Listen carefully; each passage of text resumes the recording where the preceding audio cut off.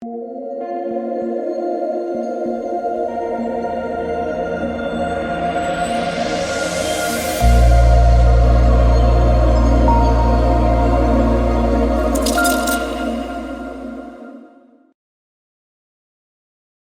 right, going to start off this video by asking you guys, how on earth is it possible for Giannis to go the whole fourth quarter without recording a rebound? That's all I want to know. 10 rebounds going into the fourth quarter. Need one more for the push, 2 more to hit. No rebounds in the fourth. Jimmy Butler owns the Bucks, I think. And that game was wild. The Heat were down big. Nothing today in that game made sense, right? The Heat first half rotation. I played Max Strus in DFS. Want to know what Max Strus finished with? I finished with more points than Max Strus. Max Strus finished with -1 points on DraftKings and -2 points on Prize Picks. 2 turnovers in like 20 minutes, and that was it. I literally outscored Max Strus. I don't understand, man. I was looking at the Heat first half rotation. You had like 8 first half minutes for Strus, 8 first half minutes for Lowry, 9 first half minutes for Martin. I'm like, who is playing? They're playing Cody Zeller. Haywood Highsmith is someone I did think was going to play. I mentioned that in the Discord, but nothing made sense in that first half. But yeah, just a wild game there.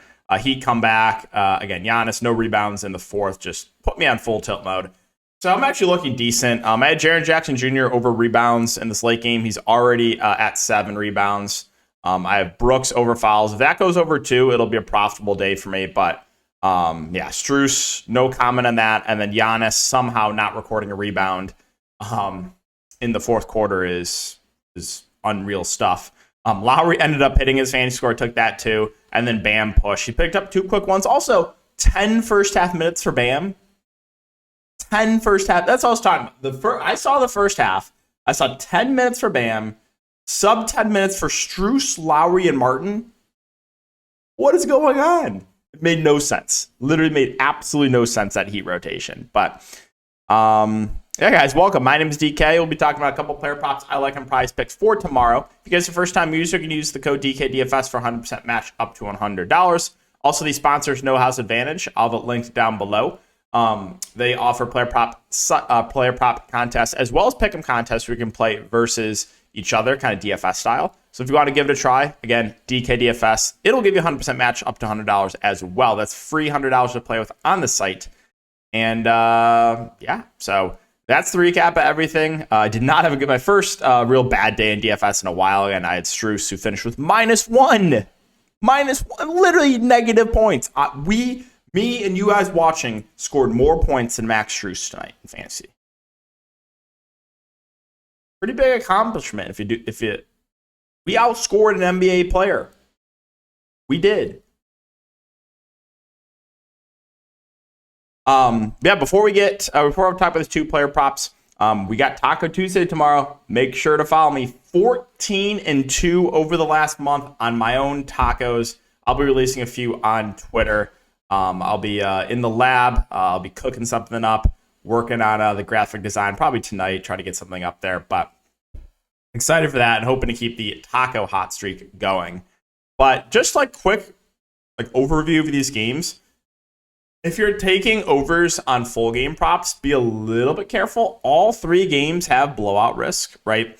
You got Atlanta without DeJounte Murray, 13-point dogs. You got Minnesota on the road against Denver with no slow-mo, almost 10-point dogs. And the Clippers, no Paul George and no Kawhi on the road, 12.5-point dogs. So there's definitely some blowout risk. And I think you can make the argument, I've talked about this a lot about, a game and kind of taking a lot of unders and hoping the game blows out. The only issue I have with that is usually in the playoffs, teams, extend their starters a bit more, even in blowouts. But you definitely have to factor that in tomorrow and be careful about stuff like that. So in this video, we're actually going to be looking to 2 first half player props, because in the first half player props, when I'm worried about a game blowing out, I'm more, I feel better about taking a first half prop than a second half prop and them losing minutes. So there's going to be 2 today where we're taking both first half props. We're going to be looking at fantasy score And now this is not guaranteed, but I'm pretty sure Atlanta's going to start Bogdanovich tomorrow. They need offense, and without DeJounte Murray, like Trae Young needs someone else that can put the ball in the bucket. Bogdanovich is that guy. We have seen usually Atlanta this year, one of those guards misses is Bogdan that starts. So I'm pretty sure he will start, be the secondary playmaker behind Trae Young, and probably play at least 15 first half minutes. So I'm going to, first pick is going to be Bogdan over at 13.5 first half fantasy score. He's actually, I mean, for the last 5, bros, he's hit this in 3 of the last 5 with Trae Young and DeJounte both playing. But now with DeJounte out, I'm pretty sure he's going to pick up a start. I guess they could do something weird, maybe start Sadiq Bey. Either way, you're going to see a minutes bump for Bogdan, right? His minutes have ticked down a bit of late, but this team absolutely needs offense now. So I'm going to take more than 13.5 first half fantasy score for Bogdanovich as the first pick. And the second one we're going to go to is going to be Norman Powell points. He's currently sitting at 12.5.